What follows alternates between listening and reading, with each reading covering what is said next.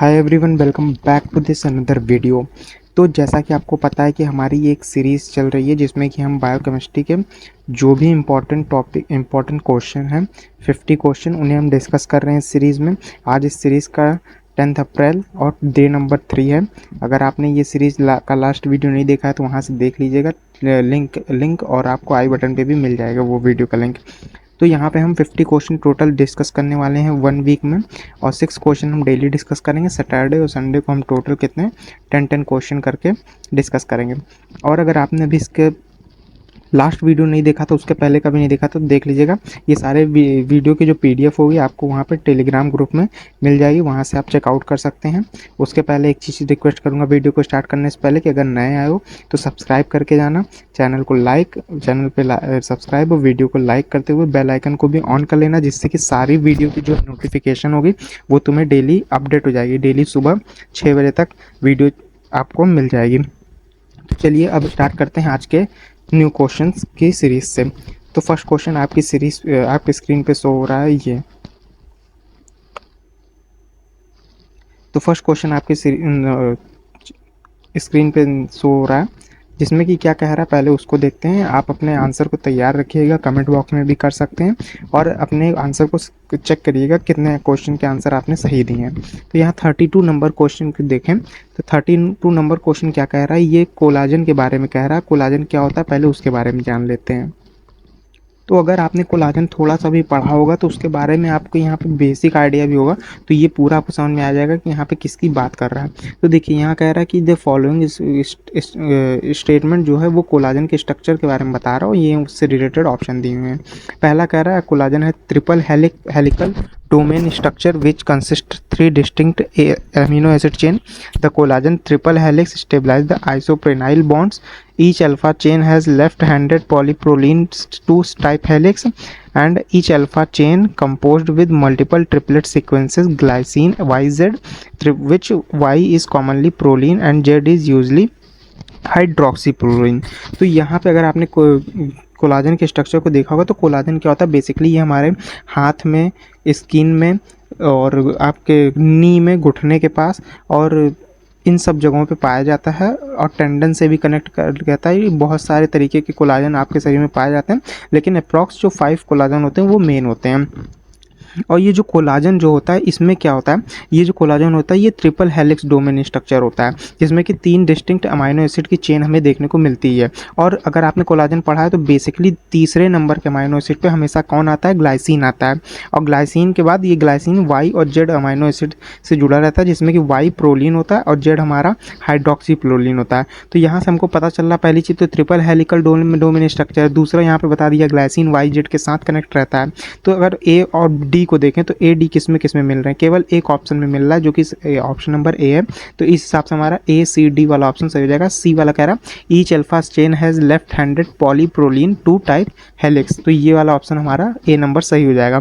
केवल ए वाले ऑप्शन को देख के और डी वाले ऑप्शन को देख के हम बता सकते हैं कि हमारा ए वाला ऑप्शन सही है, क्योंकि बाकी में ये दोनों ऑप्शन नहीं दिए, तो बाकी सारे ऑप्शन एलिमिनेट हो जाएंगे। तो अब आपकी स्क्रीन पे क्वेश्चन नंबर 2 शो हो रहा है। तो ये आपके स्क्रीन पे क्वेश्चन नंबर 2 शो हो रहा है, जिसको देख के आप आंसर बताइएगा अपना। तो ये क्वेश्चन क्या कह रहा है देखते हैं। सबसे पहले यहाँ बोला catabolic and product of purines. Purine कहाँ प्रेजेंट होते हैं, प्यूरिन आपके न्यूक्लियोटाइड सीक्वेंस में प्रेजेंट होते हैं। वहाँ से क्या बोल रहा है, ये कैटाबोलिक एंड प्रोडक्ट क्या होता है प्यूरिन का। तो कैटाबोलिक एंड प्रोडक्ट मतलब कि प्यूरिन आपका किसमें फर्दर टूट जाता है, और जब निकलता है तो वो कैटाबोलिक रिएक्शन के थ्रू अलग अलग हो जाता है। तो किस चीज़ में अलग हो जाता है, xyloric acid, allantoin, urea and uric acid. तो आपको बता दें कि जो प्यूरिन होता है वो हमारा यूरिक एसिड में कन्वर्ट हो जाता है। जो जैसे कि आपका जब प्यूरिन जो होते हैं उनमें न्यूक्लियोटाइड प्रेजेंट होता है, तो जैसे कोई भी सेल का डिग्रेडेशन होता है पुरानी सेल का, तो उसमें जो न्यूक्लियोटाइड प्रेजेंट होते हैं, जो प्यूरिन उसमें से निकलता है पुरानी सेल से, वो क्या होता है कि ब्लड स्ट्रीम के थ्रू आपके किडनी में चला जाता है, और किडनी में जाके वो फर्दर टूट जाता है किसमें, यूरिक एसिड में। और प्यूरिन जो होता है वो 2 मेथड के थ्रू टूटता है। एक तो वो जहाँ पे आपका प्यूरिन में इनोसिन बन के टूटता है और दूसरा क्या होता है, ग्वाइनोसिन बन के टूटता है। तो ये दो पाथवे होते हैं, ये दोनों कॉमन पाथवे पैसेज के थ्रू जुड़ते हैं, जहाँ पे जैंथीन बनता है और जैंथीन के थ्रू फिर यूरेट बन के यूरिक एसिड के थ्रू किडनी से एक्सक्रीट आउट कर दिया जाता है। तो ये वाले ऑप्शन का आंसर हमारा यूरिक एसिड सही हो जाएगा।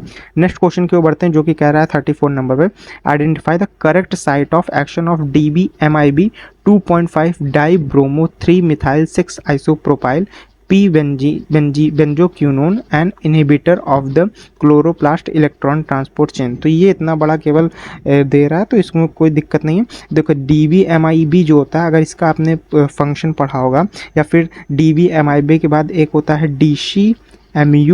DCMU के अलावा एक होता है आपका DNPINT। तो यहाँ पे ये तीन होते हैं, DCMU, DNPINT, और इसके अलावा आपका कौन होता है, DBMIB। ये तीनों क्या होते हैं, इनहिबिटर होते हैं। इनहिबिटर कहाँ के होते हैं, इलेक्ट्रॉन ट्रांसपोर्ट चेन में। ये जो DBMIB होता है, ये हमारा जो फोटो सिस्टम 2 होता है इलेक्ट्रॉन ट्रांसपोर्ट चेन में प्लांट में, वहाँ पे क्या करता है, ये DBMIB आके इसको क्या कर देता है, इनहिबिट कर देता है।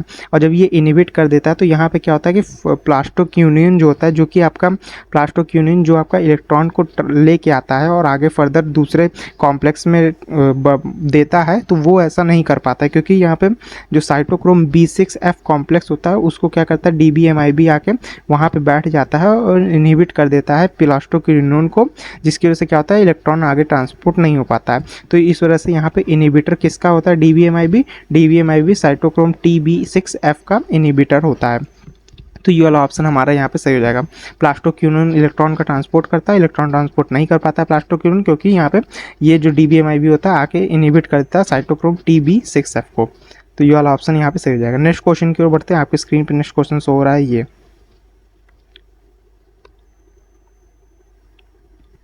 ये तो लास्ट क्वेश्चन हो गया। चलिए, तो ये आपकी स्क्रीन पे शो हो रहा है, इसको देख के बताइए कौन सा ऑप्शन आपको सही लग रहा है।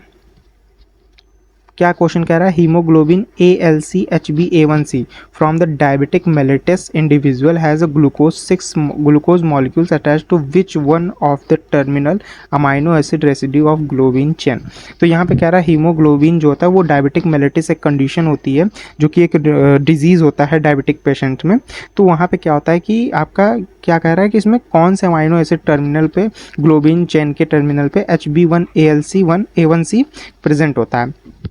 तो ये क्या होता है कि अगर आपके जो डायबिटिक पेशेंट होते हैं उनमें सबसे पहली बात तो शुगर की लेवल बहुत हाई होता है, यानी चीनी अगर आप मान सकते हैं, तो चीनी का लेवल बहुत हाई होता है। तो ये क्या होता है, चीनी अगर हाई होती है तो ये जाके आपके रेड ब्लड सेल में जो आपका हीमोग्लोबिन प्रेजेंट होता है वहाँ से जाके जल्दी से वहाँ जुड़ जाती है। और जुड़ती कहाँ पे, HbALC वाले जो एरिया होता है, ये जो एरिया होता है इसी जगह पे जाके जुड़ती है। और ये जुड़ने में इसका कोई एंजाइम की रोल नहीं होता, कोई भी एंजाइम रोल नहीं करता। जब भी शुगर आपके ब्लड में ज़्यादा होगा वो डायरेक्टली जाके हीमोग्लोबिन से जाके अटैच हो जाता है बिना किसी एंजाइम के हेल्प से। तो यहाँ पे नॉन एंजाइमेटिक कंडीशन देखने को मिलती है, क्योंकि यहाँ पे एंजाइम बिल्कुल नहीं यूज होता। अगर शुगर आपका मतलब हाई होता है ब्लड में तो वो जाके आपके हीमोग्लोबिन से जुड़ जाता है HbALC1 में।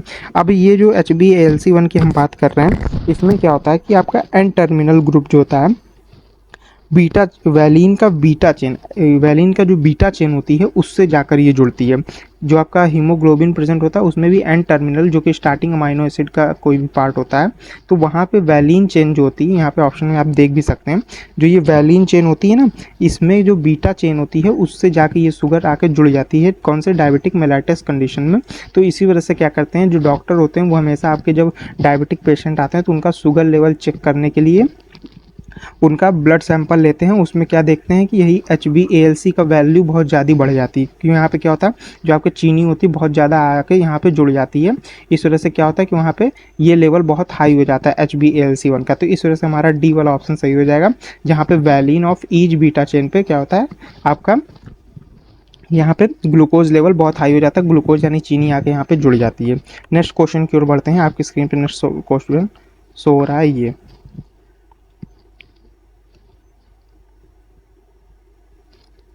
तो यहाँ पे आप देखिए आयरन के बारे में बता रहा है। आयरन मतलब कि क्या होता है, आयरन आपका जो हीमोग्लोबिन के साथ होता है उसके बारे में, ये कुछ कंडीशन आयरन की दी हुई हैं उनके बारे में बता रहा है। यहाँ बोल रहा है आयरन डिफिशियंसी, यहाँ पे क्या बोल रहा है आपको, iron deficiency is the common problem of in human world wide, मतलब कि ये बता रहा है कि आयरन डिफिशियंसी बहुत कॉमन प्रॉब्लम होती है। The homeostasis of iron in the body is mentioned using various protein and their function. तो यहाँ पे कुछ वेरियस प्रोटीन आयरन के दिए हुए हैं जिनके फंक्शन को लिखा हुआ है, अब आपको सही मैच करना है। तो फेरेटिन, फेरोप्रोटीन, ट्रांसफेरिन, हेप्सिडिन, बहुत सिंपल है, अगर आपको इसका वर्क पता है तो आप इसको आराम से कर लेंगे। देखिए फेरेटिन क्या होता है, ये आपके जो कोई भी सेल होती है उसके इंटरम्यूकोसल पार्ट में आके जुड़ा होता है, वो प्रोटीन से बाइंड किया रहता है। इंटरम्यूकोसल पार्ट यानी सेल के अंदर साइड में उसके बाइंड किया रहता है प्रोटीन से, आयरन से, Fe से बाइंड किया रहता है। तो फेरेटिन जो प्रोटीन होता है वो आपके इंटरम्यूकोसल सेल से आके बाइंड किया रहता है।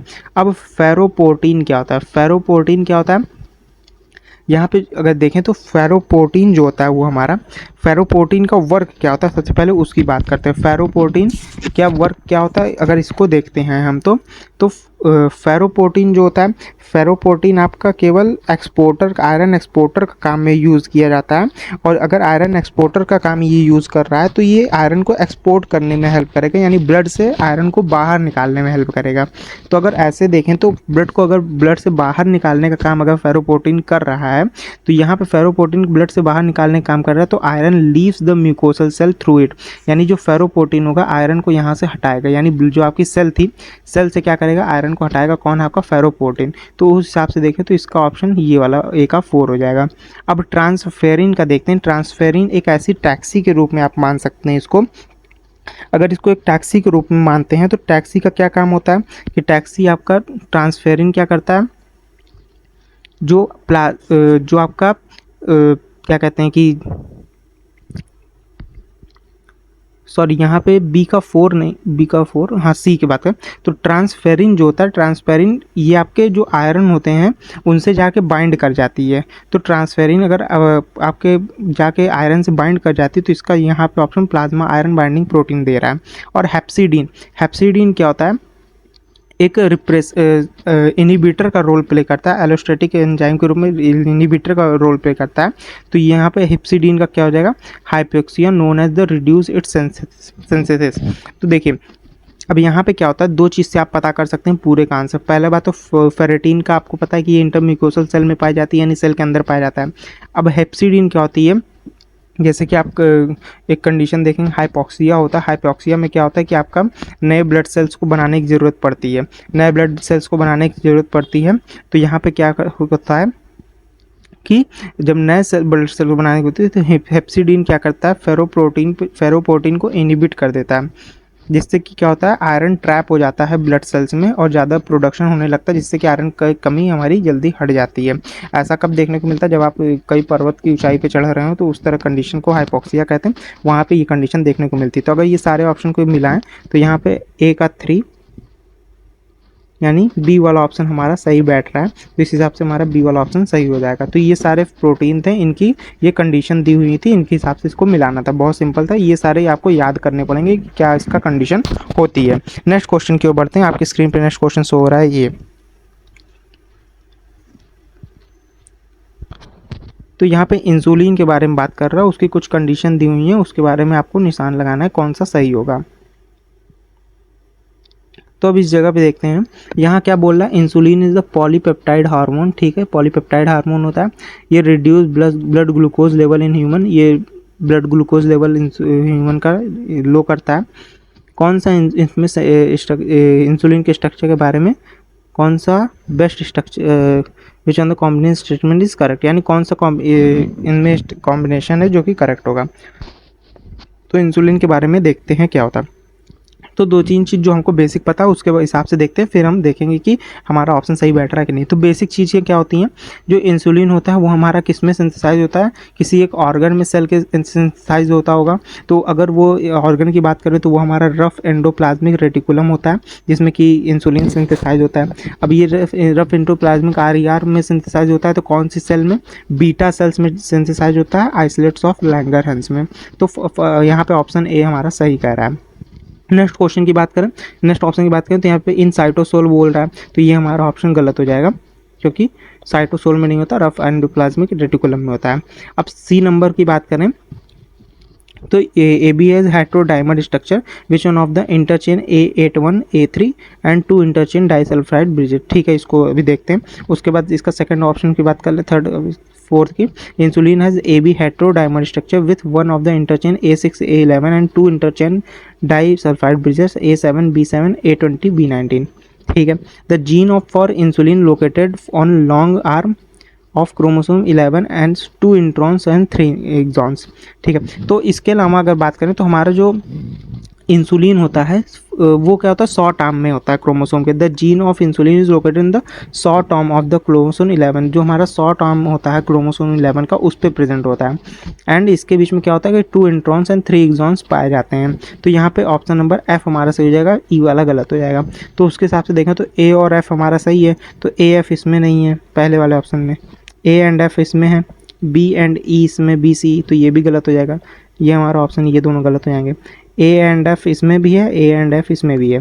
तो अब देखते हैं यहाँ पे सी और डी वाले ऑप्शन में। तो सी और डी की बात करें तो ऑप्शन नंबर सी और डी में क्या होता है, यहाँ पे कह रहा है कि इंसुलिन ए बी हेटेरोडाइमर स्ट्रक्चर। ये ऑप्शन बिल्कुल सही है कि इंसुलिन में ए और बी क्या होता है, हेटेरोडाइमर स्ट्रक्चर होता है। लेकिन उसके अलावा बात क्या कर रहा है, यहाँ बोल रहा है कि 1 इंटरचेन A6 A11 A8 A13, तो ये चीज़ हमारा नहीं होता है। यहाँ पे क्या होता है कि A6 A11 इंटरचेन होता है और 2 इंटरचेन डाइसल्फाइड होता है। ये बात सही बोल रहा है, जिसमें कि A7 B7 और A20 B19 होता है। तो यहाँ पे क्या हो रहा है कि इसमें यहाँ पे ये ऑप्शन गलत दे रहा है कि A6 B10 और A20 B18। यहाँ पे क्या होता है कि यहाँ 2 डाइसल्फाइड ब्रिजेट जो प्रेजेंट होते हैं वो A7 और B7 में प्रेजेंट होते हैं, और दूसरा A20 और B19 में डाइसल्फाइड ब्रिजेट प्रेजेंट होता है। तो उस हिसाब से हमारा डी वाला ऑप्शन सही हो जाएगा। तो यहाँ पे हमारा आंसर नंबर डी वाला जो है वो सही हो जाएगा, यानी ऑप्शन नंबर ADF हमारा सही हो जाएगा। तो ये थे क्वेश्चन नंबर 44। नेक्स्ट क्वेश्चन की ओर बढ़ते हैं अब।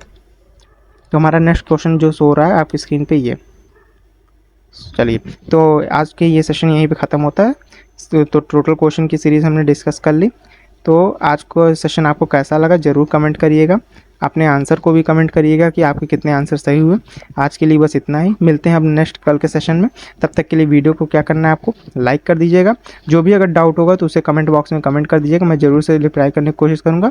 और and the last cheese, video पे आए हो यहाँ तक तो ज़रूर से सब्सक्राइब करते हुए जाना चैनल पर, जिससे कि मैं आपके लिए वीडियो और अच्छी लाने की कोशिश करूँ। तो मिलते हैं अब नेक्स्ट वीडियो में नए टॉपिक के साथ। तब तक के लिए good bye and take care.